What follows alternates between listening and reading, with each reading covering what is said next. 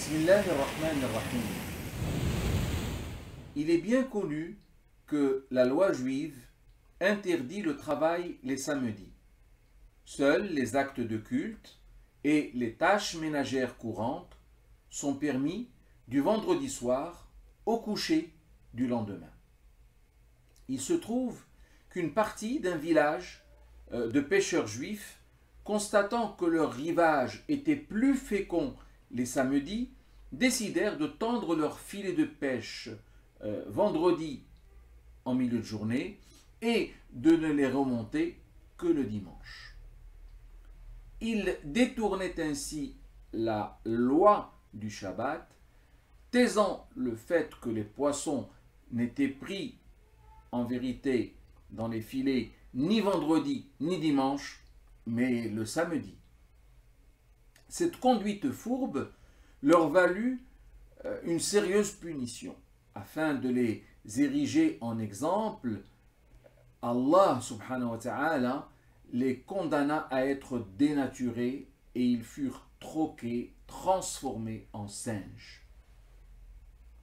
Il s'agit d'une scène de science-fiction que l'on a du mal à assimiler. Et pourtant, elle a bel et bien eu lieu. Reste à savoir comment la transformation s'est-elle effectuée. La majorité des exégètes pensent que les fautifs furent en apparence métamorphosés, gardant leur faculté intellectuelle, alors que d'autres défendent la thèse d'un rabais au plan intellectuel, d'un rabais à réfléchir comme des singes avec une apparence humaine conservée. Toutefois, le résultat des deux éventualités reste le même, puisque le but est de donner ce groupe de contrevenants en exemple aux autres, afin que plus personne ne soit à l'avenir tenté d'agir comme eux. Y a-t-il maintenant un intérêt à tirer pour nous? Bien sûr que oui.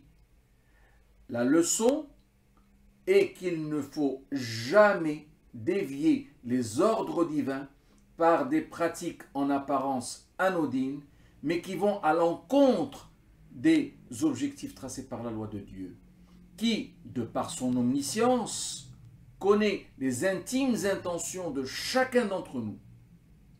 Par ailleurs, une telle histoire doit être pour nous une réelle exhortation, appelant à plus de foi, de piété et de vertu.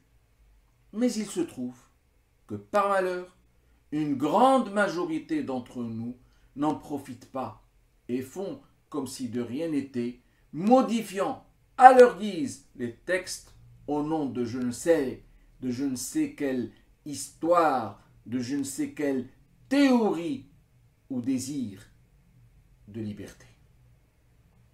Il ne faut pas se cacher. À bon entendeur, salut et qu'Allah soit loué et fasse-t-il que nous soyons tous bien agréés.